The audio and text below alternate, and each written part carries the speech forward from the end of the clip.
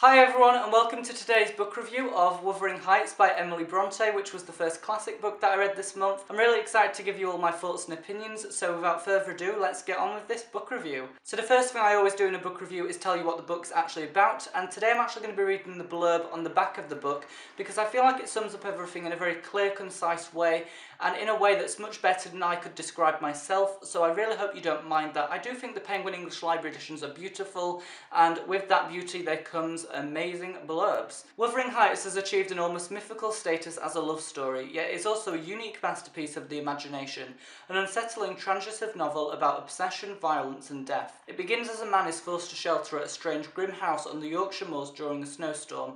There he discovers the tempestuous events that took place there years before, the intense love between Catherine Earnshaw and the foundling Heathcliff, her betrayal of him, and how his terrible revenge continues to haunt the present. I think that's a really good way to describe this book, and you know, honestly, if you don't know a lot about it, don't worry. I went into this book not knowing a lot, and I found that it was very interesting to discover things as I read the book itself. So the first thing to talk about is of course the characters, and I'm going to start with the positives and say that I really enjoyed the characters of Catherine and Heathcliff because I felt like these were the two characters that were really well developed. Because of this, I really found them intriguing and I really enjoyed reading about the relationship between the two of them and how that progressed throughout the book. I also found with Catherine it was interesting to see her when she was young and naive, but also when she was older and wiser. I felt like these contrasts were really clear and just an interesting element to the book. However, I do have a problem with the characters, which is that I don't really feel a lot towards them. I feel quite neutral in the sense that I don't love them, but I don't hate them.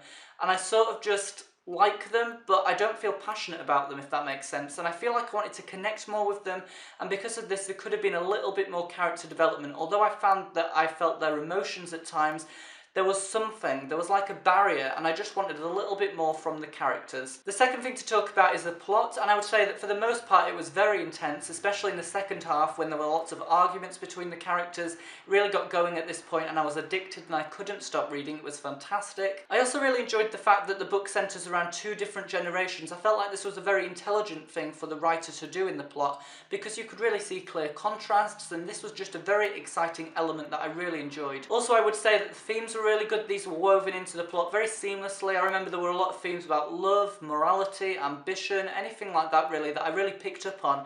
I felt like they really added to the overall message and meaning of the book, and because of this I really enjoyed thinking about the themes as I was actually reading. However, I'd like to say that I felt like there was a little bit of inconsistency in the plot because some parts were very intense and I loved the intense parts. The intense parts were absolutely amazing, but some parts were not intense. They were slow and they dragged on a little bit.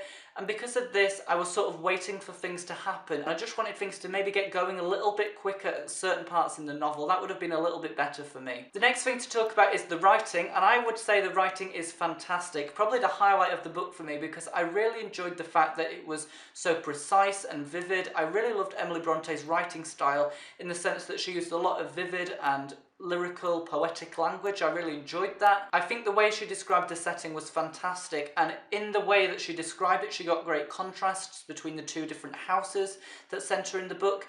And because of this, she just made everything very clear and easy to picture. Another thing that I picked up on in the writing style was that there was a lot of great imagery and symbolism, which for me really added to the overall reading experience, and I felt more involved in the writing style because of this. For example, there was a lot of animal imagery of dogs with the characters of Hareton, Heathcliff, Linton as well. I thought that all of that was very interesting to read and it really added to the overall idea. I also found there was a lot of symbolism of ghosts, which was great for the gothicness. It really added to the gothic elements that I was expecting from the book, so that was fantastic. However, this is a big however, I do have quite a big problem with one thing about the writing style, and it really irritated me actually. I don't normally get irritated by books, but the character of Joseph, who is the servant, he's very poor, he speaks with a very strong Yorkshire accent. I did not like the way his dialogue was written. It was actually written in the way that it was spoken. I found it was very hard to understand at times, and I even had to look online for a translation.